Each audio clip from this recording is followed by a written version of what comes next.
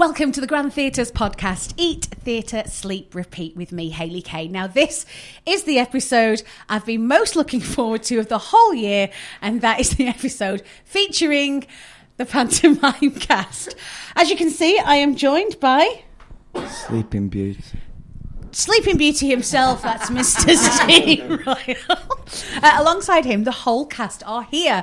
So welcome, thanks all of you. I know that you guys are super busy. You've just finished doing all the school performances, which I know were full on, and now you are into the full on afternoon, evening show. So I know you must be shattered. But thank you for joining us, Steve. I'm going to start with you. I want to know, have you done your 1000th performance yet? Because this is it's not quite your 20th year, is it? Someone's told me it's next week. Oh, your 1000th performance. I think 22nd springs to mind. That's what someone said. I've not done the sums. Okay. I'll be honest. He knows exactly when it is and he wants a party.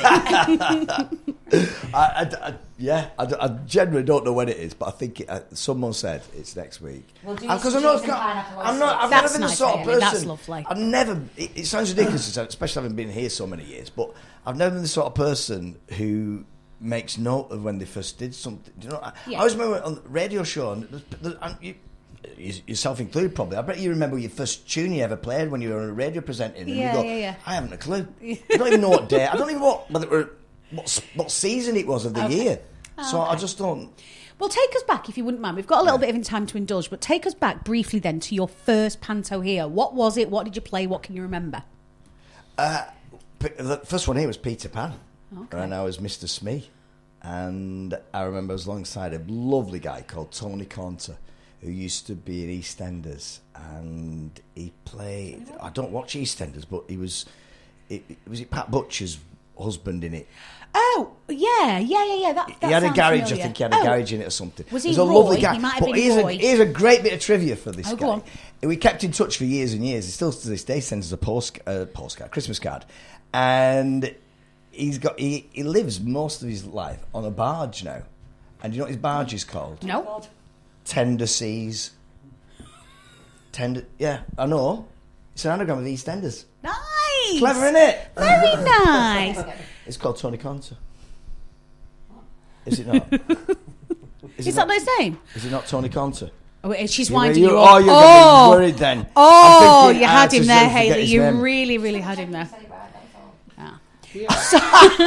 He lives next door to the woman who makes my wigs. Yeah. Oh, you see? Small world, Philip. I'm impressed. I'm when impressed. he's not on the boat. Yeah, I know. Anyway.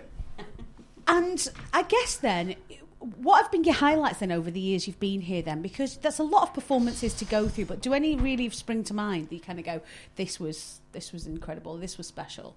It's always with the kids. It's always scenes with the kids at the end, because they're the ones that just spring out as being unique. Everything else you do like at least 50 times every year. So it's moments like I've even put this in my stand-up in the past. There's the lad years ago who said to me that I was asking him what he's getting for Christmas, and he said a remote control submarine. And he generally said that, and I just looked at this kid, like 10-year-old, and went, a remote control submarine? And he went, yeah. And I thought he was making it up. I kind of ignored it at the time. Then I just thought, he must be stood outside some pond near Blackpool on Boxing Day, just staring into space going... And his dad going, I told you not to press dive, Billy. I said, don't press dive. Getting furious with him. So it's stuff like that. And then I remember we had a ghost scene in one of I think it was Snow White years ago. It was a big mummy. And then big, like, you know, the sort of character you get on a theme park. This big mummy character, and he was going behind us. It was the usual, where is he, kids? Oh, he's behind us this way. Well, look this way then. And as we went to one side, all the kids are shouting, no, he's on the other side. Well, we'll have to do it again then, won't we? Went walking the other side, and we just heard this massive crash. And this lad, who was supposed to have gone off into the wings, because he had this big head on, couldn't see properly, and he just fell all the way down the steps. Head came off of this puck, and it was like that. And we were all supposed to, he stood in that moment where you're going, no, we haven't seen, where is he? And I just stopped and went, oh, you mean that kid there with the massive head on? put that back on and make your way back onto stage, mate. It was ace. Crying. Ace. And then obviously the moments with Tom Lister where I've just been crying laughter because we used to do a different show every single night in our scenes just because we used to call it stupid. For We fun. once came on in the mermaid scene wearing with Tina. I think she was that we came on wearing a full wetsuit. Oh no, that was that. Yeah. You did that. I did that on you with as me. well. I He's did done that to that you with as me. well. It's nice, isn't it, Tina? Yes. It just mixes it up a little bit. Yes. You know, if you And feel like What's you a bit- fart machine in the Oh, yeah. nursery as well. Yeah, we we did. did. Lullaby to the kids. Yeah, and them nice. two behind the kids. We did. We had a fart machine in one of them. So whenever she went home to go and sing it, hush, hush, hush, on hush, That's brilliant. these fart noises. And we were like little kids stood behind in the wings going. But you know what people do say to me, because I've done several pantos with you, go, what's he like? What's he like? And I have to say, exactly like you think he's going to be like. Fart machines hidden in scenes is not an exaggeration. My favourite scene in this year's panto. Oh, yes, let's have it. Let's have your favourite scene. Then moving it back to this This is year. going to sound awful, but it's the death scene where poor Maisie here is lying dead on the floor. And it was just, it came to me with one moment, and I've repeated it a few times since. She's got this very long sleeve, and she's lying dead, and I just go over and go, give her a bit of dignity, will you? And then just pick this sleeve and just put it over her face. The first time you did it was the first so time I did funny. it was. It's everyone's expecting it a bit now, so it's not as funny. But the first time I did it, even I was going, "That's funny." It's so Oh, dear. dearie Come me. on, and Yeah, I you had to said, come on "Do you want and to imagine spell went on over. it? I can't see She it." can't say it. So, Which and I'm like that. Going, she's under there. She's under there. She's under there. Hayley, how have you found it? I know you were super excited about being at home. How have you found it so far then? I'm having a ball, Hayley. I'm having an absolute ball. These lot are not just a joy to work with, but you know when you just fight, you just end up with a cast that are so flipping good at what they do. We've got that. So that, mixed with the fact that everybody gets on, we're having a ball, we're having a giggle, it's ace. It's just really ace. Tiring though, and I think that's what people don't really understand about panto, that it's physically demanding, lots and lots of concentrating, and then when you've got people like Steve in the cast, it keeps you on your toes as But well. this is good because this is what we need when we're all a bit exhausted. We need laughter. Laughter's the best medicine in the world for any situation. So, you know, when we're all a bit, somebody comes along and makes us giggle, whether it's him going on in his jogging pants or him wanking. Oh, I feel like we're getting secrets. Danny, pick up your mic. Tell us about the jogging pants situation. I was just going to say, laughter's the best medicine in any situation. He was wondering about your inhaler the other day, weren't you? Ask me now. I'm thinking, if I'd have gone on, don't worry about your inhaler, I'll tell you a few gags. I'm not sure it is the best medicine in all situations. Hayley's piqued my interest then, Danny. What's with the tracky bottoms? Didn't think I knew that, did you? Come on, you I had some black tracking. I had my what do you call them? The bloomers. Oh yeah, that you Black wear bloomers, with the king bloomers. So I don't like to walk backstage with just the tights on. Half time, I've got to do the preset, so I put my tracky bottoms on, and then to go and do my preset. And then, of course, I went back up to put the Act 2 costume on, and then went down, realising I still had the tracky bottoms on. Love the fact you, Mike. Oh, yeah. There we go. Sorry. Do you want me to do that again? We're all tired. So I'm just a bit, you know, I'll be laughing like Hayley. So basically, he rolled his tracky bottoms up and put his bloomers on. I did tuck my tracky bottoms in. I love it. I feel like we're getting all the secrets here. Oh, there's We're loads. getting Do you want them. all of it? Take the boy out of Liverpool. Me and Tina have had some really good ones, where we just look at each other and go, oh, what's our next line? Like one of us always like forgets a little line, and then we find it hard not to giggle. She's brilliant, Mike. She's brilliant. Got it. She's brilliant at holding it together. Whereas I will corpse at the drop of a hat. So what's the best one we've had? The Deliveroo one was a good one. So, yeah. That was a good one. She couldn't say the word Deliveroo. I went, not that I could get to Deliveroo. And it just went on. Then she tried again. I'll start that again. Not that I could get to Deliveroo.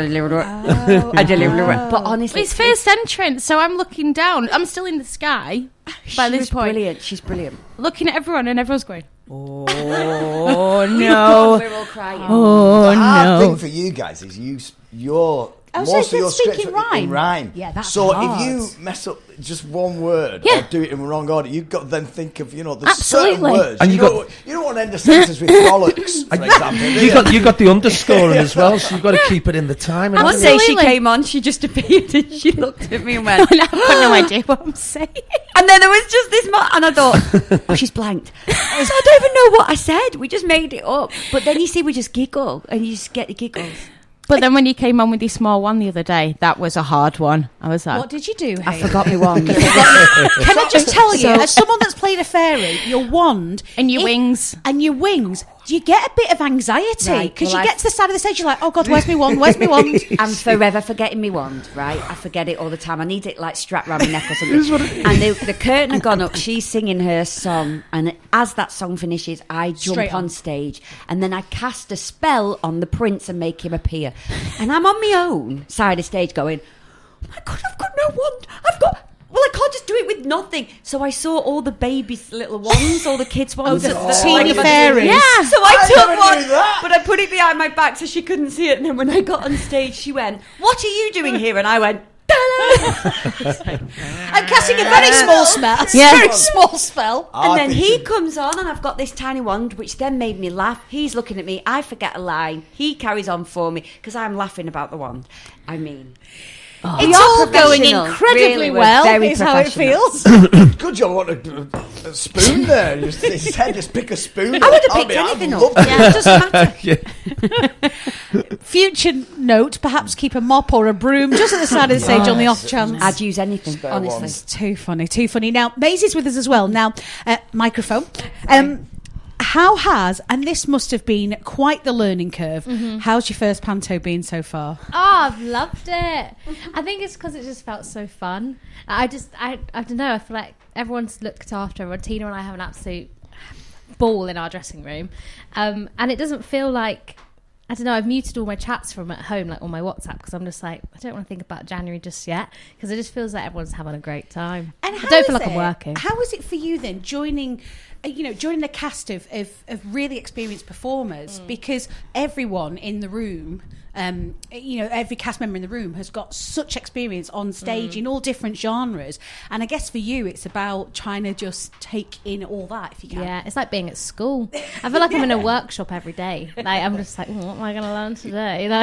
And it's really nice because I feel like in rehearsals, everyone, you're kind of feeling everyone out. You're getting to know everyone, and it's a bit like, but not once did I feel like everyone was like listening in, like, how's the princess gonna be? Like everyone was just lovely, and then it was really nice because then a few of these wonderful people were like, you're doing a great job. Can I just give you a little? And I'm like, please, because I'll like soak it all up and take it hopefully if I get another job along with me. So that's been really, really nice. I feel very lucky. Very And she's honoured. amazing. No, Incredible. absolutely. She absolutely. is amazing. And there's such a variety of performers around the table. I want to get to you next, Philip. You notice she said it's been wonderful. She thinks she finishes tomorrow. We're bringing in a Nolan for the rest of the run. Ticket sales have been a bit down. Philip, how has your experience been? Because you've performed in Blackpool Panto on numerous occasions, but how have the audiences been this time round? I think they're getting the really serious side of Panto this year. I don't play it for laughs. Right. I want people to come away knowing the She's history. very sexy, I thought. The little bit I've seen, I think she's incredibly Well, sexy. maybe this that's year. because I'm playing her. that is what it is. That's a very niche fetish you're into there. If you find but it that is a sexy. fetish.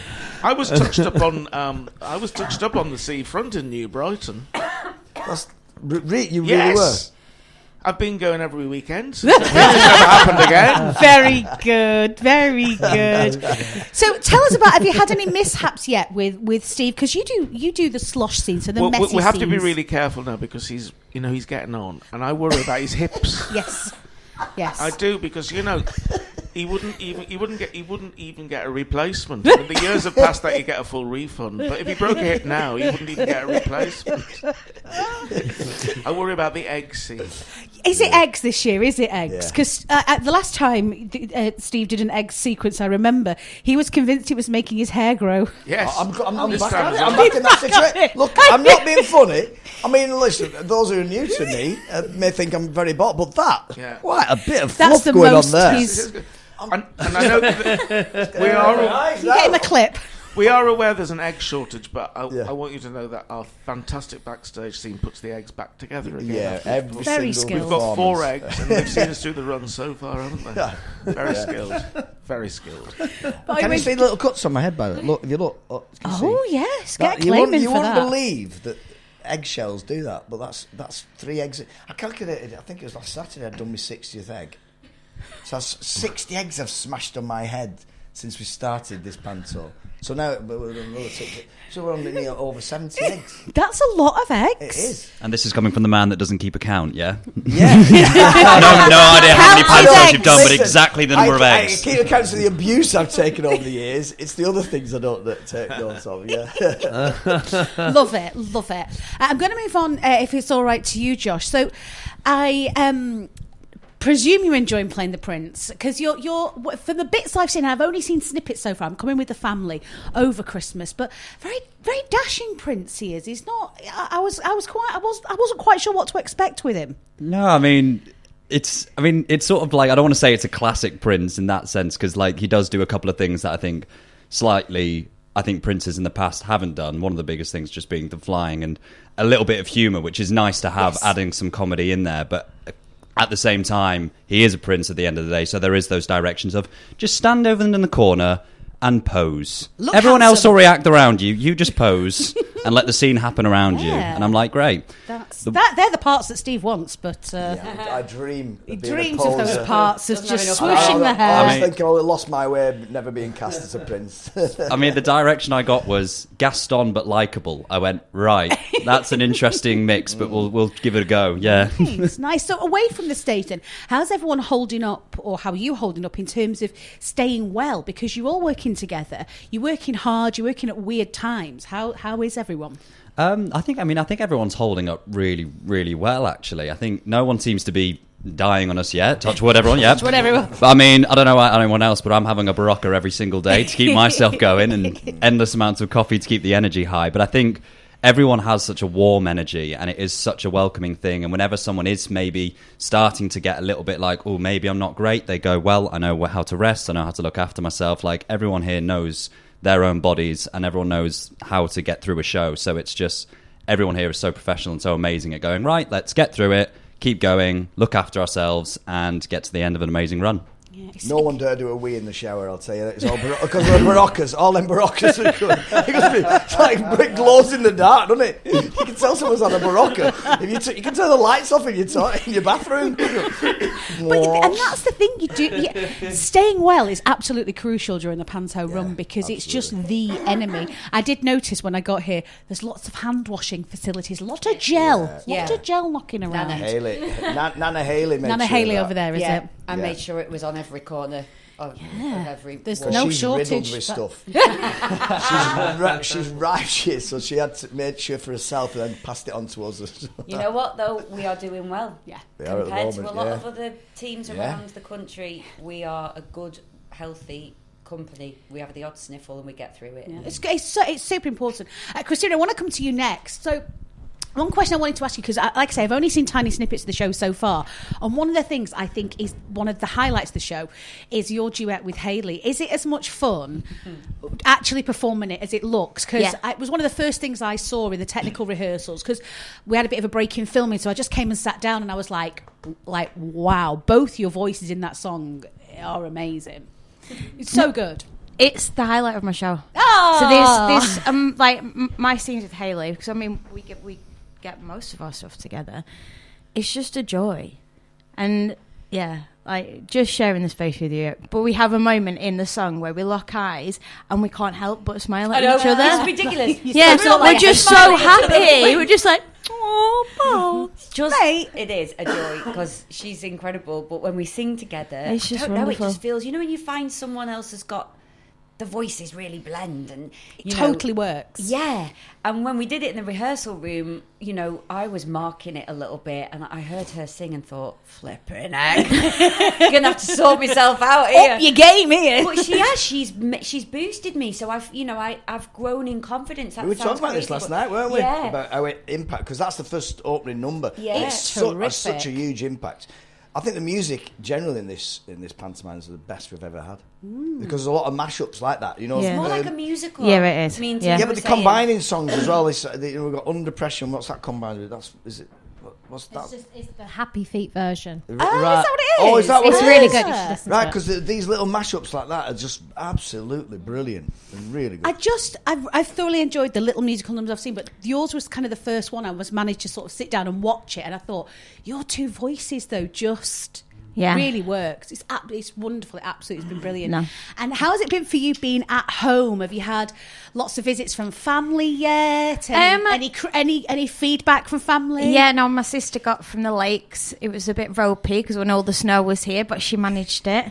Yeah, it's so lovely being back in my hometown and just getting to enjoy doing a panto. Yeah, and you know, the last one that I did was when we said last time was when my mum got sick. But to come back and do a show with Steve, like under a completely different veil, and he said, you know, like this company is extraordinary. Everyone looks after each other, and it's just so warm and so pleasant to be back at the Grand as well. It's like a second home. So yeah, I'm just having the most extraordinary time. Yeah. It definitely feels like you've all gelled. You're all like a nice tight family unit now. Yeah. Danny, I've not, other than hearing about your tracky bottoms, I've not really asked you any questions. There's more I want to know. How has it been for you being then back at the Grand? Because I know you've been here doing Blood Brothers. You did a play not so long ago. Was it? Yeah, across the Mersey. Mersey, that's it. Yeah. And then you are back again next year That's right. with your Tommy Cooper show. Tell Yeah. us about that. I just think it's fascinating. Well, Tommy Cooper's toured before. I put it out to about 35 venues a few years ago, and I took it up to Edinburgh to sort of get the stripes. But it was more of a celebration of his life, really, and how he met his wife, and the relationship between the agent, the manager, and the artist, and theirs was the most talked about in show business because they absolutely did not get on at all. So it sort of focused around that. And Bruce Forsyth, funnily enough, was in the original sort of stable with this guy called Miff Ferry. So we kind of based it around that, using the old, getting all the tricks and gags into it. It was always about money. Okay. Yeah, the percentages, this, that and the other. And that's how we did the tour as a three-hander. There was music in there, was a lot of nostalgia. And then during the lockdowns, a friend of mine, a producer over in Liverpool, said, can you do Tommy Cooper, but can you just come and do it given the restrictions? I thought, well, I'll do it as a kind of live and unleashed and see if it works. So we took all the scenes out and I just did it as he would do his night. Amazing. And we did it in the bombed out church outside. Ace. And it was night, and it was packed. And it just went down an absolute storm. But it's hard to fail with Tommy Cooper because his jokes will stand up for hundreds of years. Yeah, absolutely. You know, they're absolutely timeless. And he spent a lot of his time just making those jokes into what they were. But I'm bringing him back next year. He's doing 40 dates. I showed you, didn't I, Steve? 40 days. Started doing a whole piece of it yesterday in the wind. Oh, amazing. I took on this I was a promotion. little late on when we wanted to see just there because I said, finish it. It was a cracking scene. We got. I took on this promoter. I thought, he'll just get like a few venues. There's a fella down in where is he? Down in East Anglia. So, all right, Daniel, I've got some venues for you. And he come back and he's got 40 venues. I went, where did these come from? He went, as you can see, I'm very insistent with the theatres. Oh, if they don't answer my email, I will call them. If they don't answer the call, I'll email again. Anyway, he's done an amazing job, and we're going to put that out next year, and it's coming back to Blackpool. Which Tommy Cooper needs to be in Blackpool because this is the mecca of variety and everything else that comes with it, you know. And I always feel like that when I come back to Blackpool, whatever it is I'm doing. Because this was just it. So you've done serious drama, you've got your comedy show coming back next year. How does that compare then to your time here in Panto? Because I'm guessing that this has been the longest you've ever spent here in Blackpool. Yeah, as I'd say it is. My dad used to bring me here, funnily enough, for holidays and stuff. But I've got but yeah, this is the longest I've spent here, certainly this time of year. But it's like everyone. It's like everyone's already said, you know. I mean, without blowing smoke. Steve, he loves it. Carry on. But you know, it was when I was told about Blackpool that there was that something had come up, he's immediately thinking Steve. You know, and it was just like, oh, this sounds like this is going to be fun. Everyone I talked to said, oh yeah. So we got here, and of course there's Miss Lorraine and there's Katie, and it's like you're entering into a family that's been here for you, which it is, and it's just been gorgeous. I mean, it's felt very family. I mean, we went for a Chinese the other night, didn't we? It felt like we were sitting in someone's living room, and while they were just going about their business, we were just scoffing away in the corner. It was my living room. It was your living room. Yeah. We went for a Chinese, and all the kids are sitting around doing their own work. Lovely. It's been very family orientated. No, well, I'm genuinely glad that you've enjoyed your time here, and looking forward definitely to Tommy Cooper next year. Guys, thank you so much. It's been fascinating just to kind of have a check-in with you, see where you're all at, and a definite family feel. It feels like you've all gelled. What have you got? Just a couple more weeks to go? 2.5, isn't it? Still 2.5. We're not halfway. We're not halfway through yet, are we? No, we're not I don't want to think about it. Gosh, is it flying by? As it always does, yeah. Unbelievable. Like, I did a quick count up the other day. I think we've done 23 shows. He doesn't count them though. Do you remember that?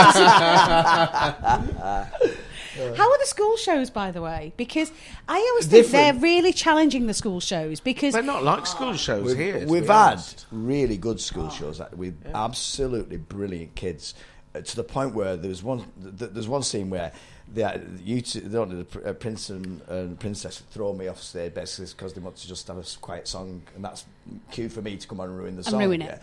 But when I first go off, usually get it's like, and that's it. But the other day, they all just we want Billy. We want Billy. All the way. They're trying to sing. Didn't stop until you came back on. I know. So they're trying to sing a romantic song together, and you just got this "We want Billy" chanting in them. But they were just been brilliant, and every single kid who's been to this show so far has been really it's because the kids enjoy the chaos. They enjoy the safety net of enjoying what you guys do. But I also have a litmus test in every pantomime. Oh, okay. And this year is actually before we even get on stage. Oh, go on. And that is, they put a house tape on, if you like, and Christmas songs. Oh, okay. And it also has Frozen. And they all jingle bell. And you can hear them over the in-house tannoy system into our dressing rooms. And you can hear all the kids singing along. And if they're singing along to Jingle Bells and then, let it go, 1,000 kids screaming their heads off to that, you know you're in for a good show. And I don't think there's been one single show where they haven't joined in with that, and you go, this is amazing. So it kind of starts from the second your bottom hits the chair in the auditorium. Before we even get on stage, you have a good inkling that it's going to be a good show. Yeah. It's a very mixed. They're very mixed matinee. We get an awful lot of old lady groups. Yeah, we have a very mixed. Unlike anywhere else, it's not solid shows. And I like the babies because I just tell them to clap after I stop speaking. Yeah. Get some of the best reactions. Tell them to laugh. I get some of the best. I used to hate school shows because they never they never got the man in the frock. And now I've worked out that I just say laugh when I finish speaking, and I get the best reactions. Always. The most brilliant patronising laugh ever. It's brilliant. It's like ha ha ha ha. I just pretend. What happened yesterday with the oldie thing? Will he come on? I still don't know that. That happens quite a few days. Strange. There's one, but I have a line where I basically go, I love Aldi me. Where else can you go? And I think it's the fact that I say that, and they then start started heckling back with other shops. Going, well, I know turn it to an advert. Will you let me finish the gag? Where else can you go? Well, you're nipping for a loaf of bread and some eggs, and you come away with a wetsuit, a welding kit, and a socket set. And they're just being helpful to you. Lidl, Iceland, Asda, Tesco. I'm going, it wasn't a real question. Just a set up for a gag. It was weird, wasn't it? Yeah. Oh, well, listen, I know you've got a matinee. It's 2-show day today. It is, yeah. I need to let you go and get ready. But thank you so much, each and every one of you, for your time. It's been great to chat to you, and enjoy the rest of the run. Thank you. I can tell you that Sleeping Beauty runs at Blackpool's Grand Theatre until the 1st of January. You can get your tickets at blackpoolgrand.co.uk or give the box office a call on 01253 290 190. Thanks for joining us on Eat, Theatre, Sleep, Repeat. Like, share and subscribe, and we'll see you on the next episode.